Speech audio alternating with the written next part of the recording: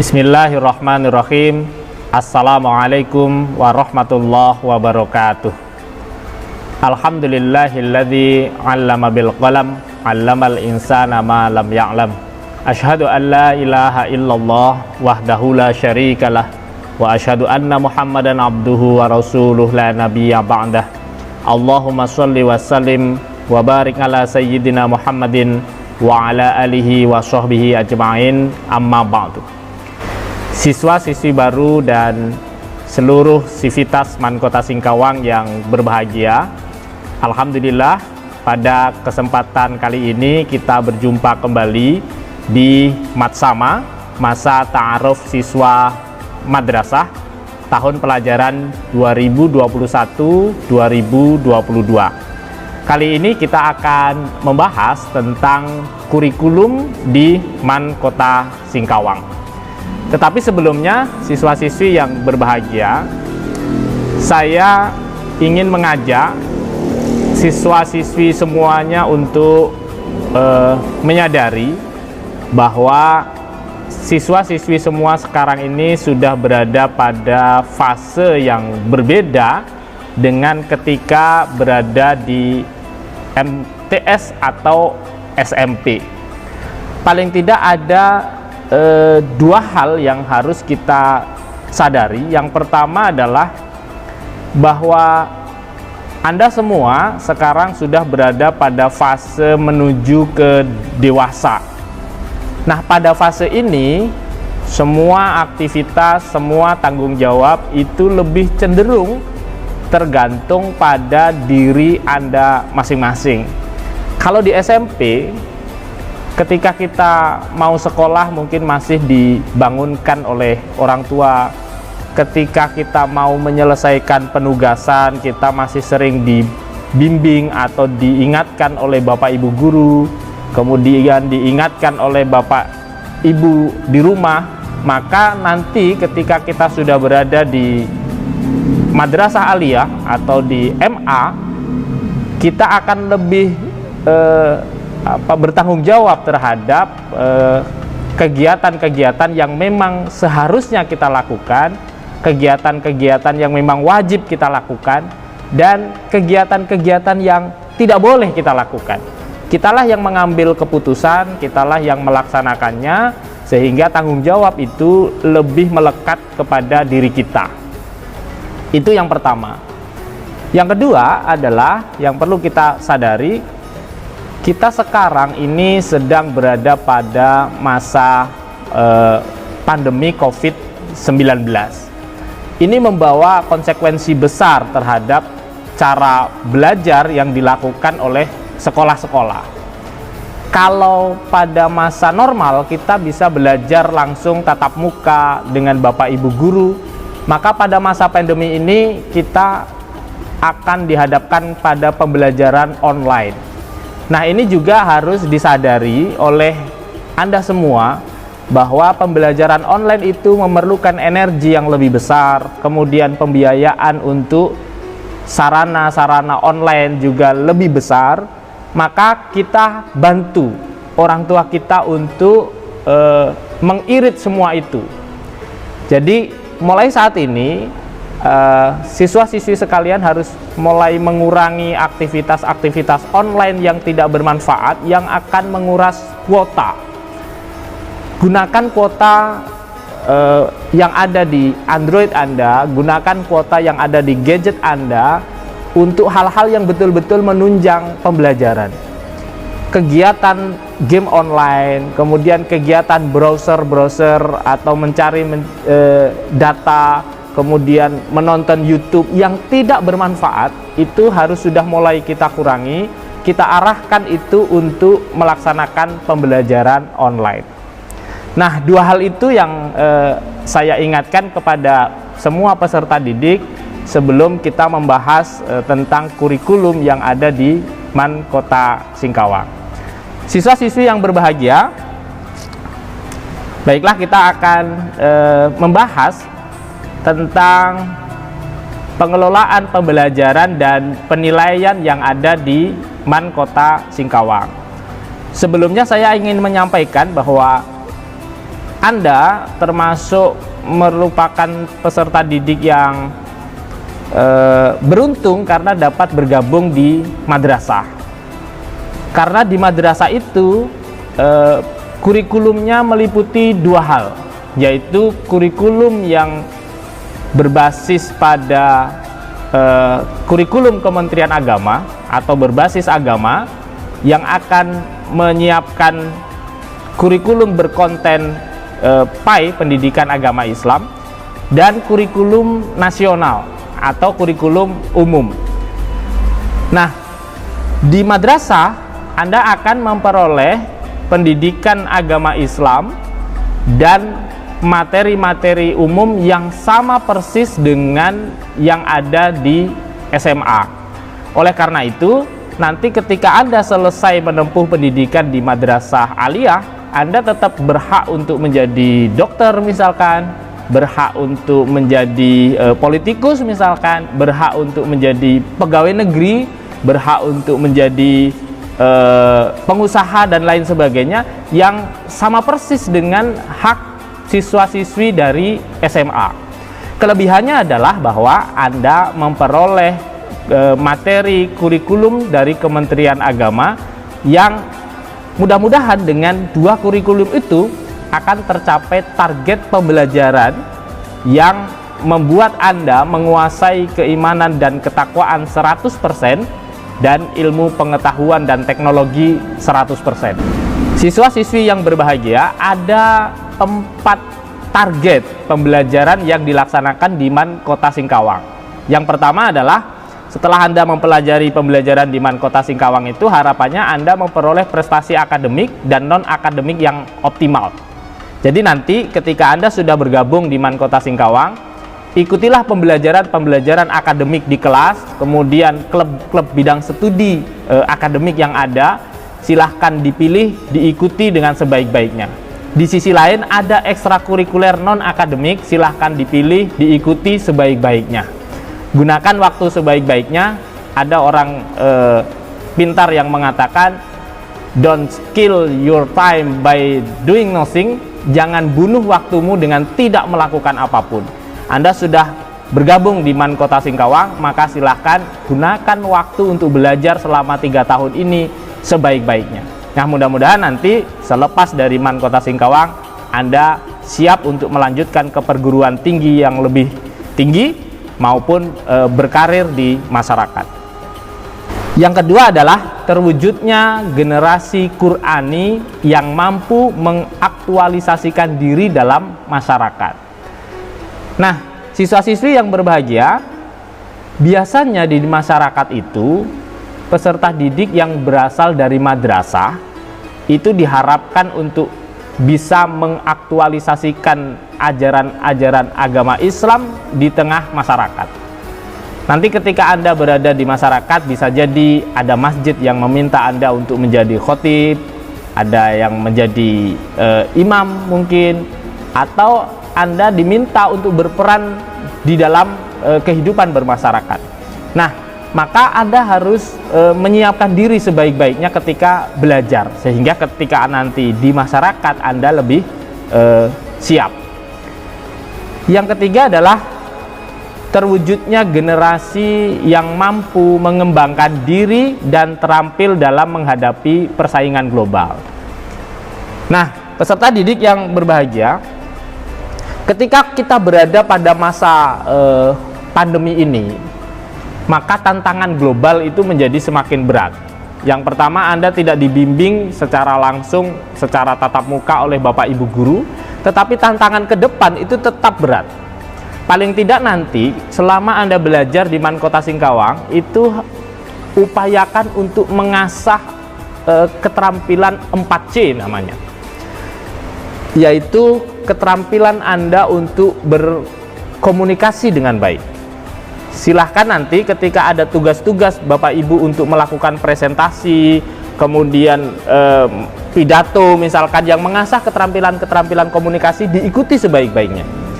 Yang kedua adalah keterampilan untuk berpikir kritis atau critical thinking. Nanti Bapak Ibu guru akan sering memberikan masalah-masalah untuk dikaji, memberikan masalah-masalah untuk diselesaikan solusinya, dicarikan solusinya, dan lain sebagainya. Nah, ini dalam rangka untuk melatih Anda semua menguasai kemampuan berpikir kritis. Yang ketiga adalah tantangan ke depan, itu Anda harus bisa bekerja sama dengan baik dengan orang lain, atau biasa disebut dengan kemampuan kolaborasi. Nah, nanti dalam pembelajaran Bapak Ibu guru juga akan sering untuk meminta Anda bekerja sama dengan teman Anda ketika belajar, menyelesaikan penugasan dan lain sebagainya, praktikum misalkan, kerja kelompok. Nah, ini dalam rangka untuk meningkatkan kemampuan kolaborasi Anda, kemampuan kerjasama Anda dengan orang lain, menyelesaikan masalah bersama dengan kelompok Anda dan lain sebagainya. Yang keempat adalah kemampuan untuk berkreativitas. Nah, nanti ketika Anda belajar di MAN Kota Singkawang akan banyak guru-guru yang meminta Anda untuk menciptakan produk atau menciptakan solusi. Nah, ini dalam rangka untuk mengasah keterampilan kreativitas Anda. Nah, ini dalam rangka untuk apa? Untuk mempersiapkan persaingan global. Jadi harapannya ketika nanti Anda itu menguasai komunikasi yang baik, menguasai kemampuan berpikir kritis yang baik, kemudian menguasai kemampuan berkolaborasi, bekerja sama dengan orang lain, dan mempunyai kreativitas yang baik, harapannya nanti Anda akan siap menghadapi persaingan global. Jadi nanti kalau belajar di MAN Kota Singkawang kok berbeda sekali dengan ketika SMP atau MTS, ini semata-mata dalam rangka untuk menyiapkan Anda supaya terampil dalam menghadapi persaingan global. Kemampuan 4C, communication, critical thinking, collaboration, dan creativity, ini benar-benar diharapkan untuk Anda kuasai. Yang keempat adalah terciptanya kehidupan religius di lingkungan madrasah, serta tata kelola lingkungan madrasah yang bersih, sehat, dan indah. Nah, ini nanti ketika kita tatap muka, maka kita akan melaksanakan sholat berjamaah, kemudian sholat duha ketika istirahat pertama, dan lain sebagainya di lingkungan madrasah untuk menghidupkan kehidupan religius di madrasah. Nah, ini 4 target pembelajaran di sekolah kita. Siswa-siswi yang berbahagia, ada 3 jurusan peminatan atau jurusan ya di MAN Kota Singkawang yang sudah Anda pilih ketika mendaftar kemarin ya.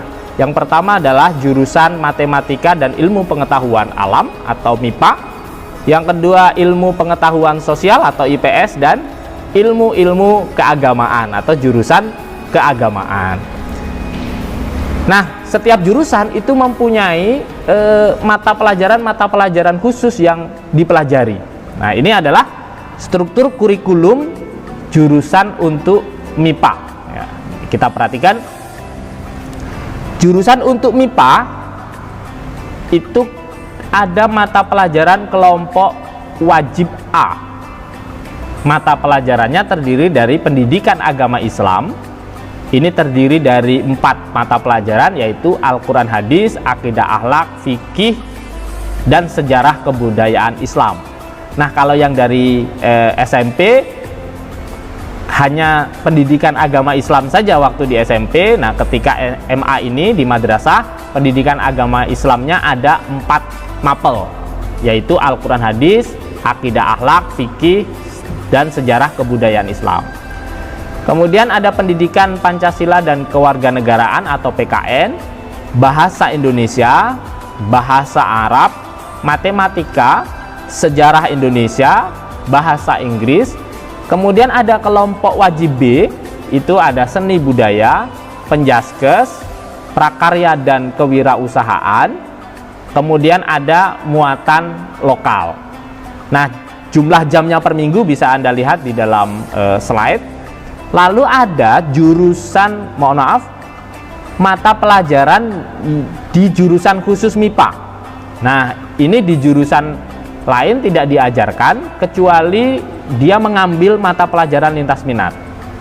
Jurusan khusus MIPA itu adalah yang pertama matematika peminatan, yang kedua biologi, yang ketiga fisika, yang keempat adalah kimia. Nah, ini 4 mata pelajaran wajib di jurusan MIPA. Lalu nanti Anda akan diberikan mata pelajaran lintas minat namanya. Mata pelajaran lintas minat itu mata pelajaran yang diambil dari jurusan lain. Nah, untuk MIPA itu ada geografi dan ekonomi. Nah, di kelas 10 ini ada 2, geografi dan ekonomi.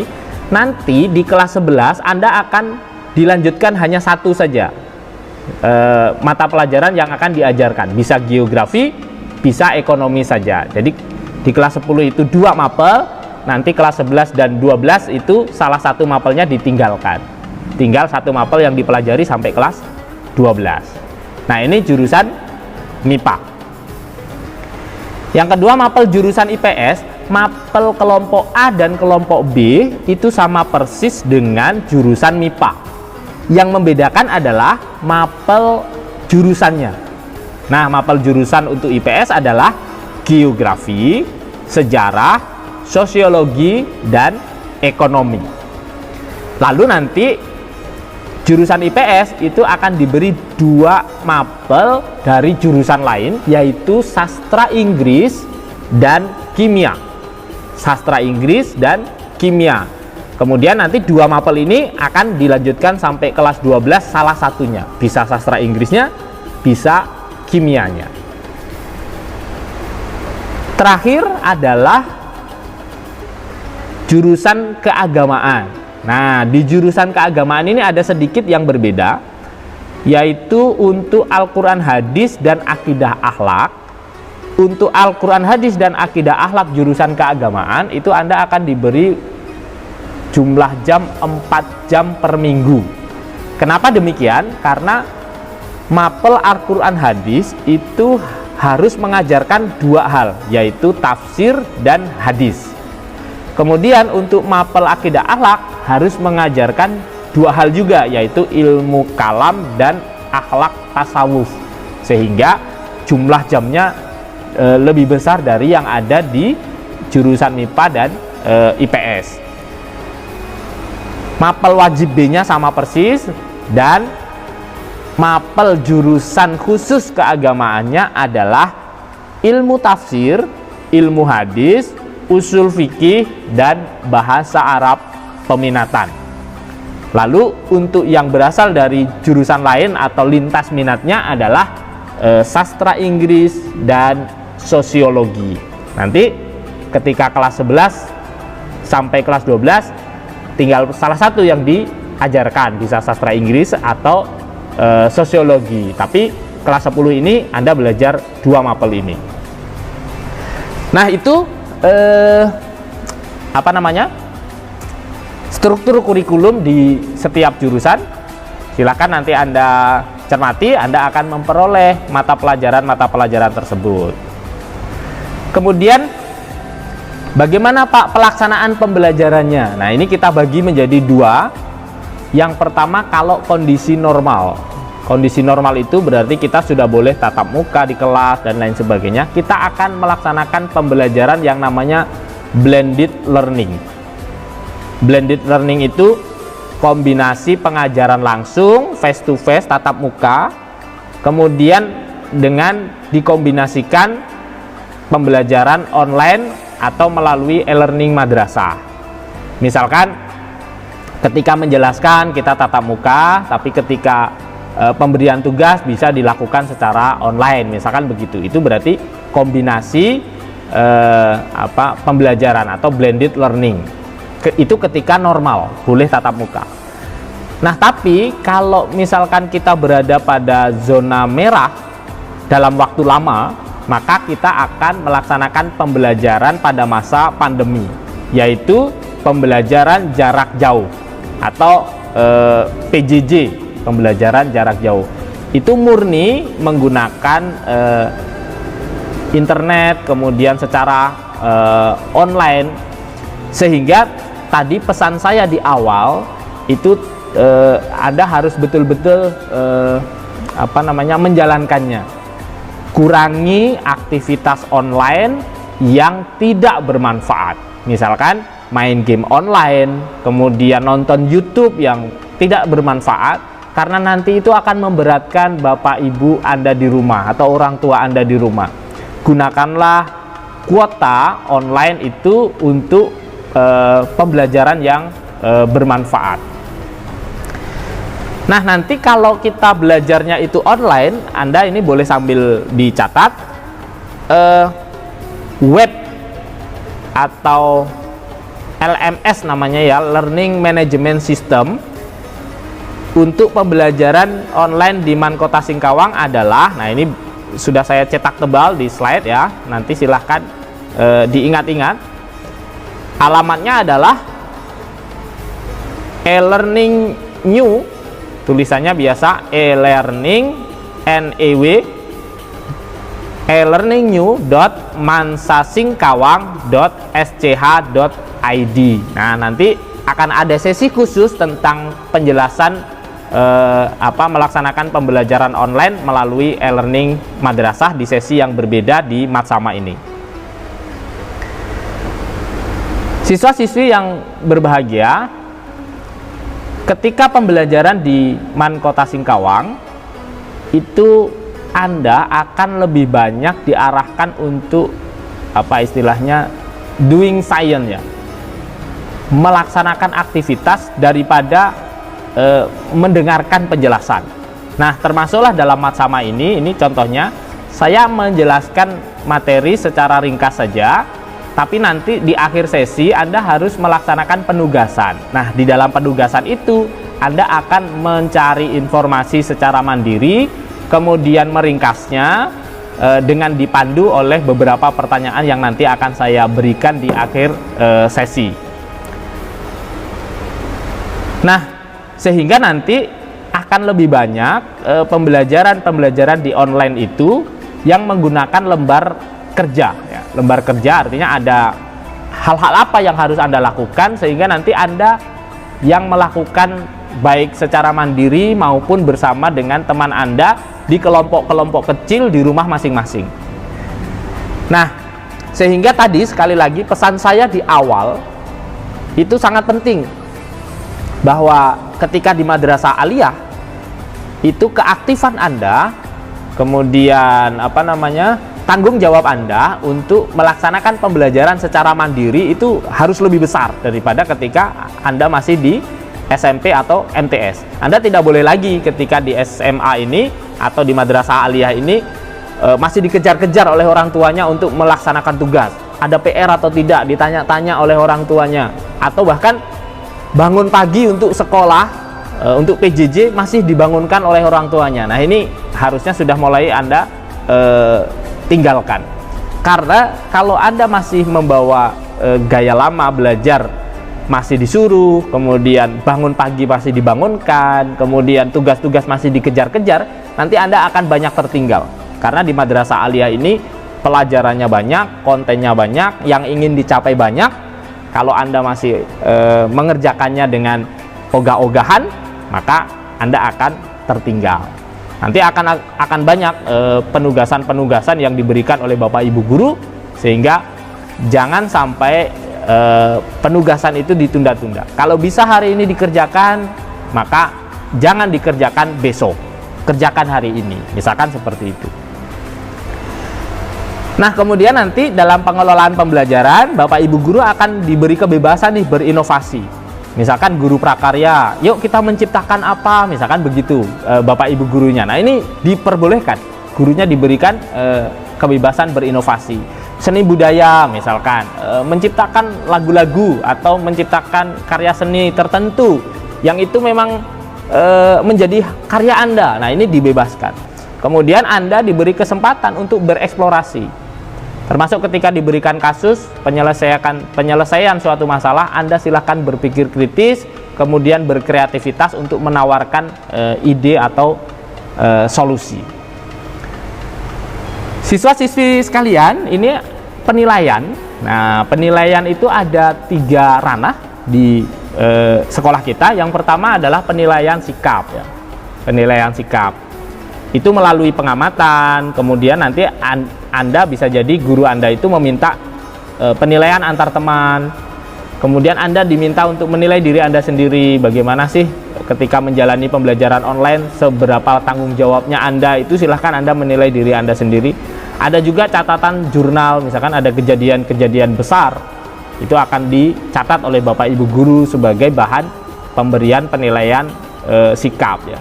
Nanti ketika di e-learning misalkan, seberapa cepat Anda melaksanakan penugasan, seberapa disiplin Anda hadir di e-learning dan lain sebagainya, itu masuk dalam penilaian sikap. Yang kedua adalah penilaian pengetahuan. Nah, penilaian pengetahuan itu bisa penilaian harian di setiap akhir KD atau bab ya. Anda akan ada ulangan harian kalau dulu ya. Atau ada tugas dari Bapak Ibu guru. Nah, ini tolong dilaksanakan. Kemudian ada penilaian akhir semester ketika di semester pertama. Kemudian ada penilaian akhir tahun untuk kenaikan kelas di semester kedua. Sementara untuk keterampilan nanti mungkin ada yang praktik seperti kimia, fisika, biologi, itu ada praktik. Kemudian ada produk. Nah, produk adalah sesuatu yang dihasilkan berupa barang, Anda diminta untuk membuat sesuatu. Ada mungkin proyek penelitian kecil dan lain sebagainya. Lalu ada kumpulan portofolio tugas-tugas Anda.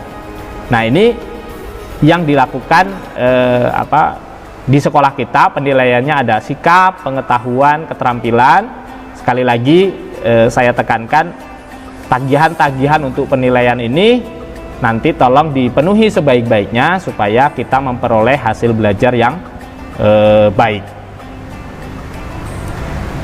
Nah, ini ada aturan yang mulai kita galakkan karena kita memikirkan bahwa selain harus cerdas, selain harus pintar, selain harus solutif, generasi muda harus mempunyai kejujuran yang tinggi ya. Karena percuma saja tercapai atau tercipta generasi yang pintar tetapi ternyata ketika melakukan sesuatu tidak jujur ya. Korupsi, plagiat dan seterusnya. Maka ini kita harus latih dari sekarang. Anda dilarang untuk mencontek atau plagiat ketika melaksanakan penilaian-penilaian itu, penugasan-penugasan itu. Kalau Anda secara sah terbukti bahwa Anda melakukan mencontek dan lain sebagainya, maka nilai itu akan otomatis diberikan nilai 0 untuk bab itu, bab yang Anda mencontek itu. Nah, ini mulai kita berlakukan. Mencontek atau plagiat otomatis nilainya 0, meskipun Anda mendapatkan 100 tapi hasil mencontek, maka Anda akan tetap diberikan nilai 0 kalau secara sah terbukti ya, atau ada bukti-bukti yang menunjukkan bahwa Anda mencontek, dan Anda akan diberikan peringatan keras.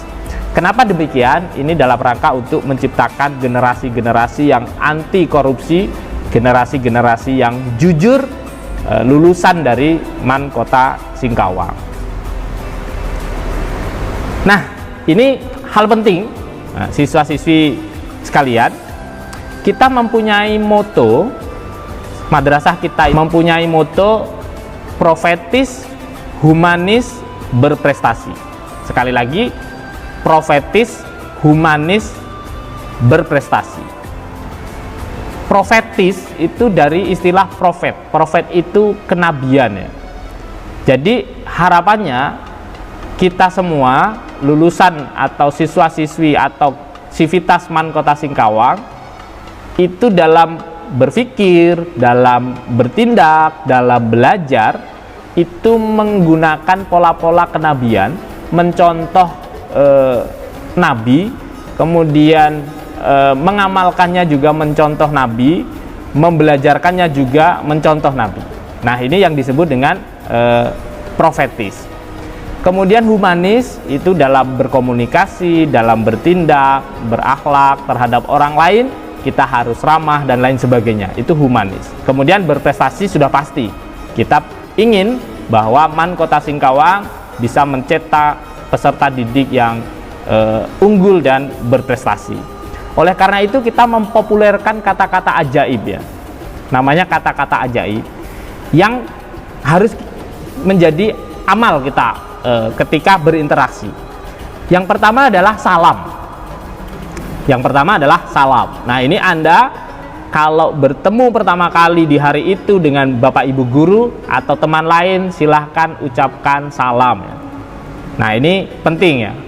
Assalamualaikum Ustadz, Assalamualaikum Bapak, Assalamualaikum Ibu, dan lain sebagainya. Ini sapa dengan salam.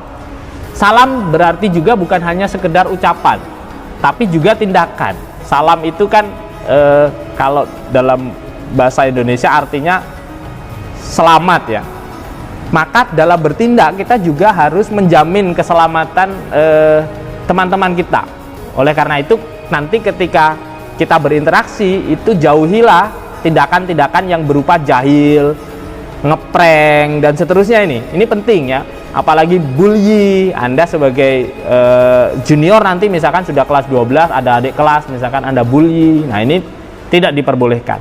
Salam. Kemudian mencegah saudara kita dari ucapan-ucapan buruk kita misalkan. Nah, ini salam juga. Jadi salam tidak hanya mengucapkan assalamualaikum, tapi kita juga menjamin bahwa teman kita, guru-guru kita itu selamat dari diri kita, baik tindakan kita atau ucapan kita yang tidak baik ya. Ini salam. Yang kedua adalah terima kasih. Nah, ini penting. Sekecil apapun ketika Anda mendapatkan bantuan dari orang lain, maka ucapkan terima kasih. Nah, ini penting. Tapi sulit ya, tapi sulit. Makanya harus dibiasakan. Yang ketiga adalah maaf. Nah, ini kata maaf silahkan dibudayakan untuk digunakan ketika Anda yang pertama ingin menyela orang lain. Misalkan ketika berbicara lalu Anda ingin juga bicara, silahkan sampaikan maaf menurut saya dan lain sebagainya. Atau mau meminta bantuan, ini juga bisa digunakan. Maaf, bisa minta tolong ambilkan, misalkan begitu. Apalagi kalau melakukan kesalahan, ini sudah sebenarnya agak wajib Anda untuk menyampaikan permohonan maaf, dan ini harus dibiasakan. Maaf, misalkan begitu. Supaya tadi humanis tadi tercapai. Tolong. Nah, tolong ini digunakan ketika Anda ingin meminta bantuan kepada orang lain. Jadi ketika nanti berinteraksi dengan orang lain, kemudian kita memerlukan bantuan, biasakan Anda awali dengan kata tolong. Bisa minta tolong, pinjam pensil dan lain sebagainya, misalkan begitu. Tidak menggunakan kalimat-kalimat yang ini contoh saja ya, jangan ditiru. Hei, pinjam dong ini, misalkan begitu. Nah, ini kurang humanis. Silahkan gunakan kalimat yang lebih humanis tadi, tolong begitu. Yang kelima, selamat. Biasakan memberikan ucapan selamat terhadap kebahagiaan orang lain. Bahkan ada yang mengatakan pribadi prima itu adalah kita turut serta ketika orang lain bahagia, kita ikut bahagia. Nah, kita ikut bahagia terhadap kebahagiaan yang dialami oleh orang lain. Kita berikan selamat, misalkan nanti kalau kawan Anda memperoleh prestasi dan lain sebagainya, kita ucapkan selamat. Misalkan seperti itu. Jangan sampai ketika teman-teman kita sedang berbahagia lalu kita mojok sendiri, merasa sedih, melankolis dan lain sebagainya. Maka ini tidak masuk dalam pribadi prima. Kalau kawan-kawannya sedang bahagia, kita gabung, kita ikut berbahagia.